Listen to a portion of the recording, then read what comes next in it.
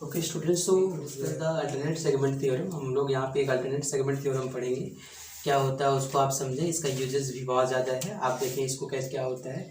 सबसे पहले तो आप ये समझें कि यह लिखा हुआ है क्या, prove that angle form between the tangent and कॉट इज इक्वल टू। जैसे देखिए, सबसे पहले आपका ये जो है एक सर्कल है आपका, ठीक है, ये सर्कल है।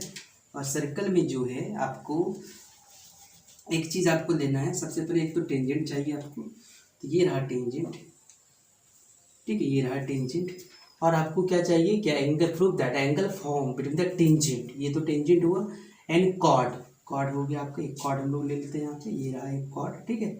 एंगल, ये आपका जो एंगल फॉर्म होगा इसमें, ठीक है, तो यहाँ से जो एंगल फॉर्म होगा तो और is equal to the angle form on the alternate segment. Alternate segment का मतलब हो गया आपका ये, ठीक है, ये अल्टरनेट सेगमेंट के लिए आप ये आपका, ठीक है।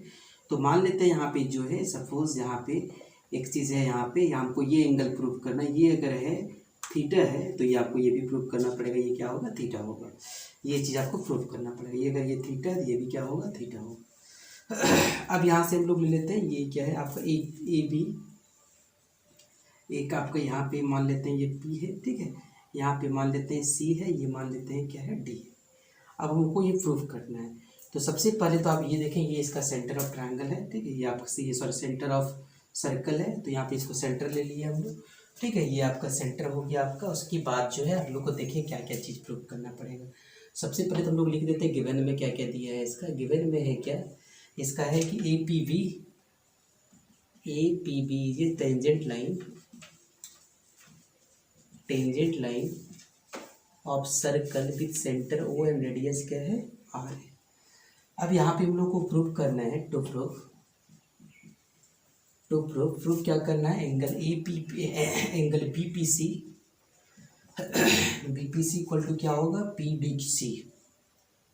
पीडीसी होगा, ठीक है, ये चीज़ होगा। कंस्ट्रक्शन में हम लोग क्या कर लेते हैं, यहाँ पे देखिए कंस्ट्रक्शन के लिए तो सबसे पहले इसको हम लोग ज्वाइन कर लेते हैं। कंस्ट्रक्शन के लिए हम लोग जो है ये पार्ट को हम लोग ज्वाइन कर लेते हैं, ये वाला पार्ट को हम लोग ज्वाइन कर लेंगे, इसको भी ज्वाइन कर लेंगे, ठीक है, ये हम लोग ज्वाइन कर लेंगे। तो आप सबसे पहले देखें, ये आपका रेडियस है, तो ये दोनों का एंगल भी क्या होगा, इक्वल होगा, ये दोनों एंगल भी क्या होगा, इक्वल होगा। और ये 90 होगा, क्योंकि आपको पता है हुए थे कि ये जो थ्योरम है, जो रेडियस जो होगा वो टेंजेंट पॉइंट पे आपका परपेंडिकुलर होता है, तो वो आपका परपेंडिकुलर हो जाएगा। तो ज्वाइन यहाँ पे क्या किए हम लोग, ज्वाइन ओ पी एंड ओ सी, ठीक है, ज्वाइन ओ पी एंड ओ सी। तो यहाँ से हम लोग देखेंगे क्या, प्रूफ में लिख दें यहाँ पे कि यहाँ पे ये जो होगा O P is perpendicular, we have O P perpendicular to A B, ठीक है, O P perpendicular A B, ठीक है। ये क्यों, क्योंकि टेंजेंट जो रेडियस होगा, रेडियस परपेंडिकुलर टू टेंजेंट, ये हो गया आपका। इसको आप लिख दें इसको, ठीक है। इसका जो थ्योरम्स जो होगा आपका लिख लीजिए, radius is perpendicular to the point of contact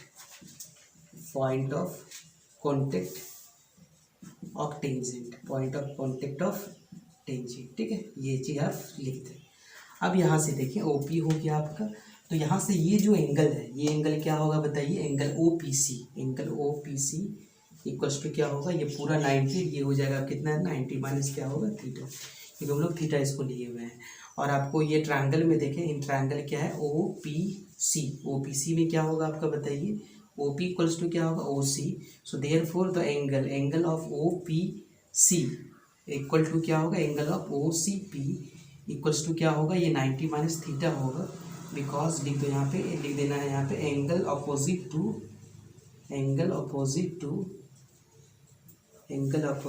equal side of an isosceles triangle are equal, ठीक है, ये चीज़ हम लिख दिए इसको।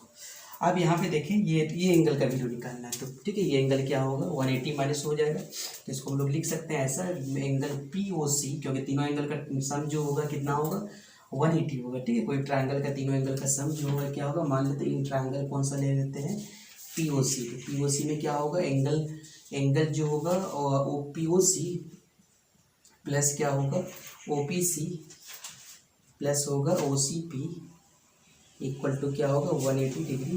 ये होगा angle sum property of triangle. POC निकालना है, ये आपका दिया हुआ OPC कितना है 90 minus theta, 90 minus theta plus 90 minus theta equals to क्या है 180। ये और ये कैंसिल हो गया आपका, तो यहाँ से POC इक्वल्स टू क्या आ गया, थीटा थीटा क्या होगा 2 थीटा हो गया। इसका मतलब ये होगा 2 थीटा होगा, ठीक है।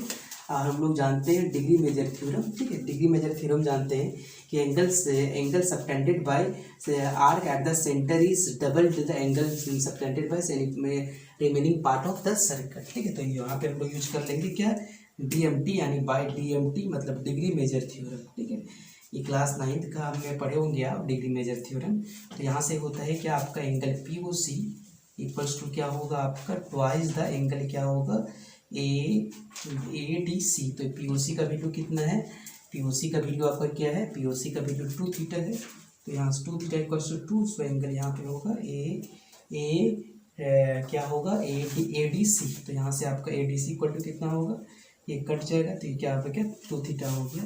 तो आप यहाँ पे देखिए ADC भी थीटा आ जाएगा, और यहाँ से पहले से BPC को भी हम लोग थीटा माने थे, तो दोनों क्या हो गया आपका इक्वल आ गए। इसी को हमको प्रूव करना था, ठीक है, कि दोनों जो है इक्वल है।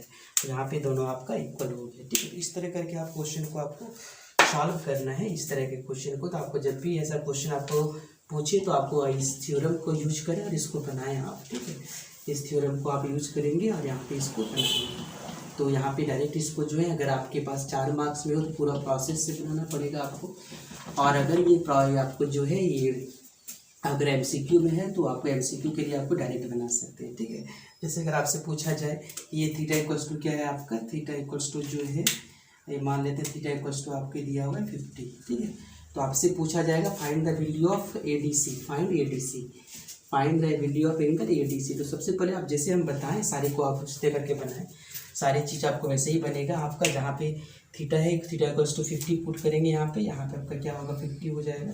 तो 90 में 50 यहाँ पे क्या होगा आपका 90 में 50 कितना होगा 40 होगा, ठीक है। ये आपका 40 होगा।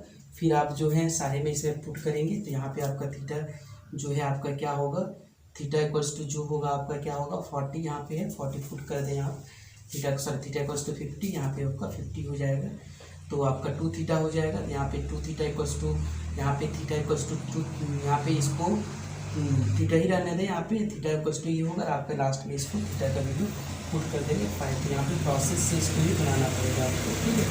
तो ये आप तो जानते हैं कि आप MCQ के लिए कोई प्रॉब्लम नहीं है, तो आपको जैसे आपको ये थ्योरम यूज करके आप बता सकते हैं ये 50 है तो ये भी क्या होगा आपका 50 होगा। तो ये चीज़ आप निकाल सकते हैं, ओके।